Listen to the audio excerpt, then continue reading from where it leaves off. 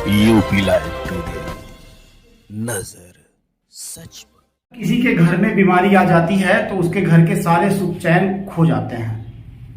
घर का कोई परिजन, कोई सदस्य बीमार हो, फिर कैसा भी माहौल क्यों ना हो, कितना खुशी का माहौल हो, वो अमीरी हो, गरीबी हो या कोई भी स्थिति हो, बीमारियां अंदर तक झकझोर देती हैं। खासकर उन परिवारों में जिन परिवारों में इलाज कराने का प्रबंध नहीं हो पाता। साथियों नमस्कार, आप देख रहे हैं यूपी लाइव टुडे न्यूज। मैं राजकुमार पांडे। हमसे, आपसे या हम सबसे किसी से छिपा नहीं है कि भारत में इलाज की क्या व्यवस्था है। अस्पतालों में, सरकारी अस्पतालों में किस स्तर का इलाज होता है। आप जब उसके ऊपर जाते हैं प्राइवेट संस्थानों में, तो फिर वहां कैसे इलाज होते हैं। आदमी बिकने की स्थिति में आ जाता है सरकारी अस्पतालों से लेकर प्राइवेट अस्पतालों में इलाज कराते कराते। लेकिन क्या व्यवस्था होती है कि जो पुरानी पद्धति थी, आयुर्वेद की पद्धति थी, होम्योपैथी पद्धति थी, एक्यूप्रेशर पद्धति थी, इन पद्धतियों को नहीं बढ़ाया गया। जिनकी जिम्मेदारी थी, सरकार की जो जिम्मेदार अधिकारी थे, जिनकी भी जिम्मेदारी थी, उन लोगों ने इस पद्धतियों को नहीं बढ़ाया। क्या माना जाए कि व्यापार को बढ़ावा देना था। आखिर क्यों जब कोई परिवार कराह रहा होता है, दर्द से पीड़ित होता है, तो अस्पतालों में उसके इलाज का मोल भाव किया जाता है। किसी से छिपा नहीं है कि क्या स्थितियां हैं हमारे भारत में इलाज को लेकर। आज हम आपको कुछ ऐसी कहानी बताएंगे और कुछ ऐसा दिखाएंगे जिस पर आपको भी यकीन करना आसान नहीं होगा, लेकिन कहानी सच है। हम आपको कुछ ऐसे लोगों से रूबरू कराएंगे जो लखनऊ, उत्तर प्रदेश की राजधानी लखनऊ, पीजीआई, माना जाना हॉस्पिटल, मेदांता, सहारा, अन्य कई बड़े हॉस्पिटल, डॉक्टर ने कहा था, जो वैद्य हैं, कि आपको अस्पतालों का नाम नहीं लेना है। उनका ये जो है पक्ष नहीं था। लेकिन मैं बताना चाहता हूं आपको कि जो बड़े बड़े संस्थान हैं, जो बड़े बड़े हॉस्पिटल हैं, यहां से मरीजों को रेफर कर दिया गया। एक बिटिया हमारे साथ ऐसी है, आपको दिखा दें कि जिसका जो है मांसपेशियों में जकड़न था। छह लोग था, मानसिक विक्षिप्त रोगी थे, जिनका इलाज लखनऊ के मेदांता, पीजीआई, अन्य बड़े हॉस्पिटलों में हो चुका था। जो इस एक्यूप्रेशर पद्धति से ठीक होने के बाद, जो उनका बीटेक का 1-2 साल का कोर्स रह गया था, उसको पूरा करने के बाद वो फॉरेन कंट्री जाकर रिटर्न आ चुके हैं। हमारे साथ ऐसे लोग हैं जिनके फेफड़े में, आप बता दें कि इनके फेफड़े में, आप देख सकते हैं, इनके फेफड़े में इन्फेक्शन हो गया था, दाने हो गए थे। अभी मैंने इनसे बात करने से पहले पूछा कि क्या आप चैनल पे बोल लेंगे। इन्होंने कहा कि लाखों लोगों की भीड़ होगी, मैं मंच पर बोल लूंगा।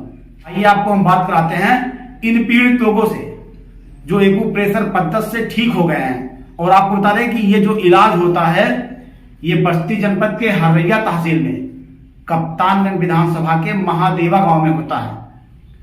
और इलाज करने वाले डॉक्टर साहब का नाम है डॉक्टर भूप शिरोमणि सिंह। बिटिया, क्या नाम आपका? शिखर मौर्य। अच्छा, क्या दिक्कत थी आपको? मांसपेशियों में थे। अच्छा, तो आप कहाँ का इलाज करा चुके थे? मैं पहली बार गई थी पतंजलि में, उसके बाद में फिर वहां से मेडिकल गई, फिर वहां से प्राइवेट विद्योग की यहाँ गई, फिर वहां से वो मतलब क्या कहते हैं एमआरआई जांच की, फिर उसके बाद में रेफर करती है वहां। मतलब एक्यूप्रेशर पद्धति से आप यहाँ से ठीक हुए हैं? जी। कैसा लगता है आपको? बहुत अच्छा। पहले पता था इलाज के पहले कि ऐसे कोई जो है इलाज होता है? अगर पहले ऐसा पता होता तो हम नहीं करते। जी। आपका क्या नाम है? गीता देवी। अच्छा, गीता देवी, अब आप ठीक हैं? हाँ, आराम है। पहले पता था आपको कि ये एक्यूप्रेशर पद्धति से हाथों में मेथी लगा देने से, दाने लगा देने से, टेप चिपका देने से आप ठीक हो जाएंगे? नहीं। अच्छा, तब यहीं पे रहते। अब विश्वास हो गया? हाँ, विश्वास है। कैसा लगता है अब आपको? अच्छा है, सबसे अच्छा है। अच्छा, आपका क्या नाम है? शिवनारायण मौर्य। शिवनारायण जी, आपको क्या दिक्कत है? हमको जो है, हम बिटिया को लेकर के बहुत दूर तक गए। अच्छा। ठीक है, लेकिन इसको आराम नहीं हुआ। आराम हमको आकर के यहीं मिला। जी। कहाँ कहाँ आप इलाज करा चुके थे? जैसे यहाँ से जो बिटिया बताई, पतंजलि में गए, उसके बाद मेडिकल कॉलेज गए, फिर रविदेव जी के यहाँ गए, फिर पीजीआई गए। पीजीआई में उसकी तबीयत और खराब हो गई, चेहरे में सूजन भी हो गया था। अच्छा, हाँ।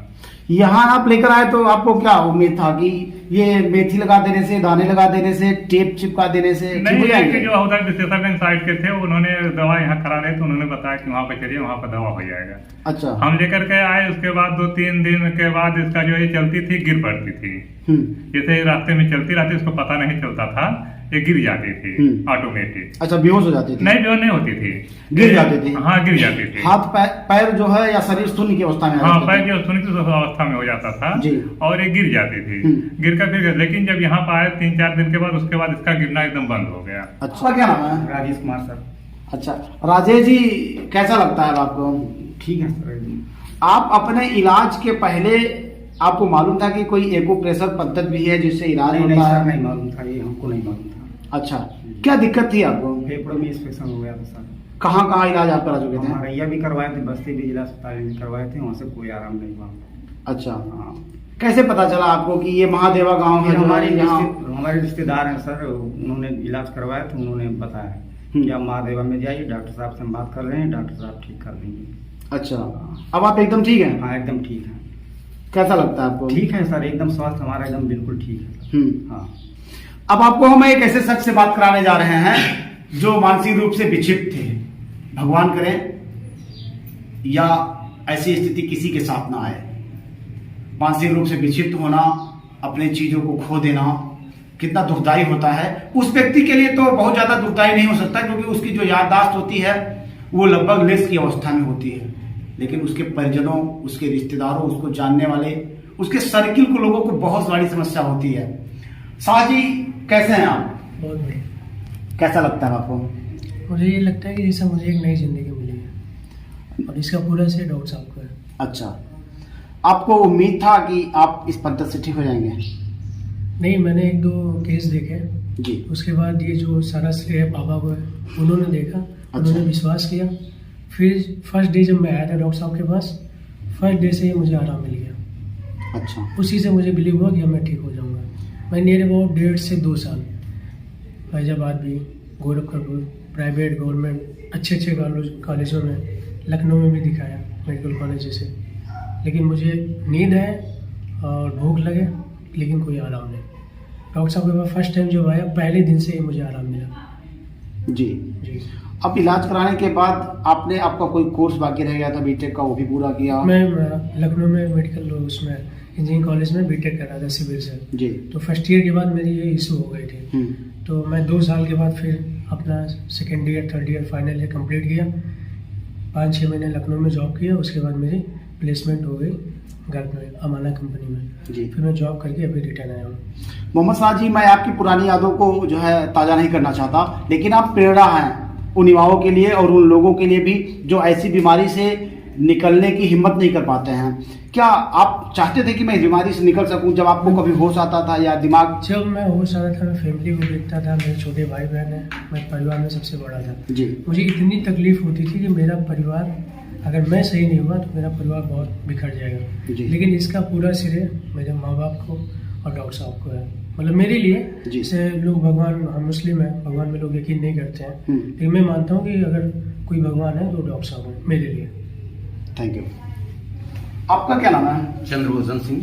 अच्छा, आपको क्या दिक्कत हो गई थी?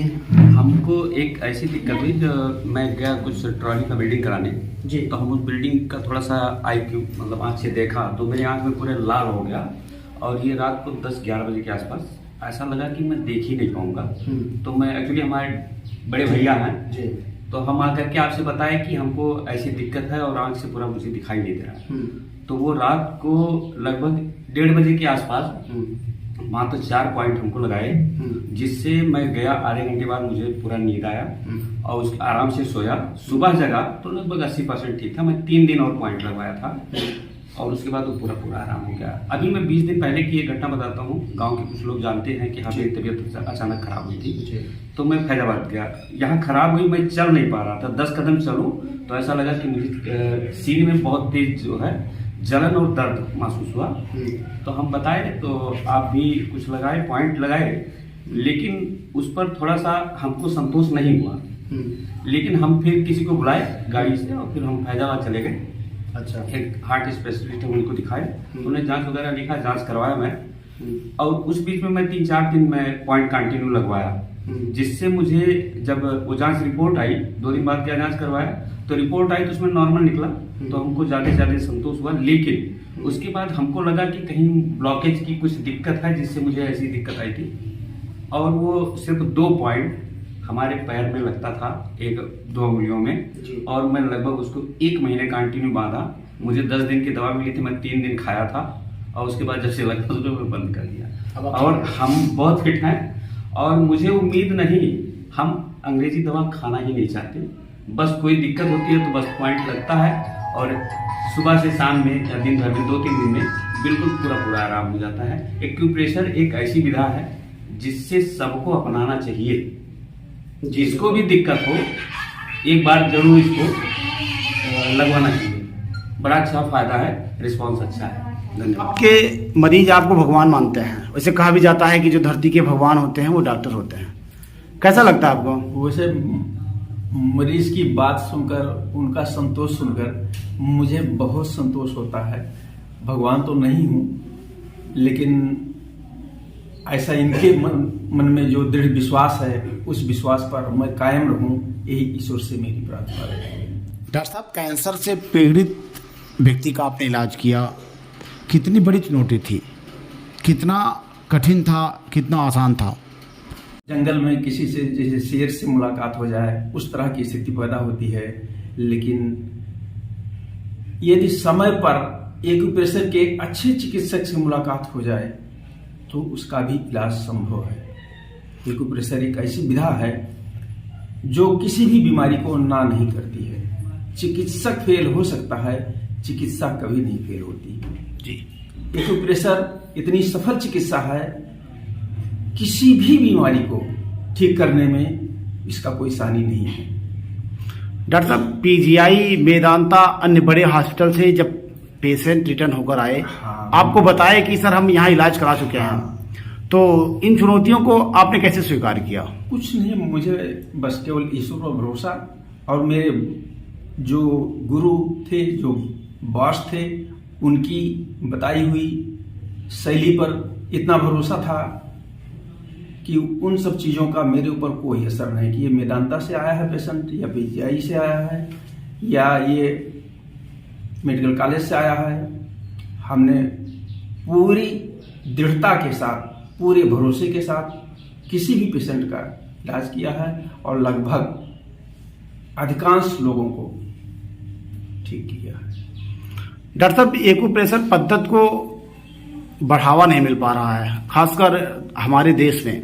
ये चीन की पद्धति रही है, चीन जैसे देशों में आज भी एक्यूप्रेशर पद्धति से इलाज होता है। आपको क्या लगता है, कौन जिम्मेदार है इसके पीछे? हाँ, ये इसका दुर्भाग्य है कि एक्यूप्रेशर, ये चाइनीज एक्यूप्रेशर के नाम से ज़्यादा प्रचलित है जी। और मतलब जहाँ तक मुझे लगता है कि चाइनीज शब्द से ही यहाँ कुछ दिक्कत है, इसलिए इसके प्रति जो सरकार की भावना है जी, वो कहीं कहीं फेल है। डॉक्टर साहब, कभी कोई ऐसा मरीज आया हो जो आपके लिए चुनौती रहा हो? कोई ऐसी कहानी, कोई ऐसी यादें? ऐसे तो बहुत सारे पेशेंट आए हैं। मेदांता से एक पेशेंट आया जो सुसाइड करने जा रहा था जी, और वो खीरी लखीमपुर से आया, 500 किलोमीटर दूर से, अयोध्या में होटल लेकर, और वो मेरे पास डेली आता था, पॉइंट लगवाता था। 15 दिन में पूरी तरह ठीक हो गया, 1 साल हो गया, वो पूरी तरह संतुष्ट है। तो एक चुनौती भरा ही रहा कि जो 7 लाख रुपए मेदांता में खर्च करके भी ना ठीक हुआ हो, वो ठीक हो गया। मैंने नहीं ठीक किया, ये सब जी ईश्वर की एक अनुकंपा थी, मेरे प्रयास ने सफलता पाई। और एक दूसरी पेशेंट है जिसका ट्रीटमेंट अभी चल रहा है, शिखर मौर्या करके एक लड़की है जो मस्कुलर डिस्ट्रॉफी से पीड़ित थी जी, जिसका भारत ही नहीं पूरे विश्व में कोई इलाज नहीं है जी। बहुत हिम्मत करके मैंने उसका ट्रीटमेंट शुरू किया।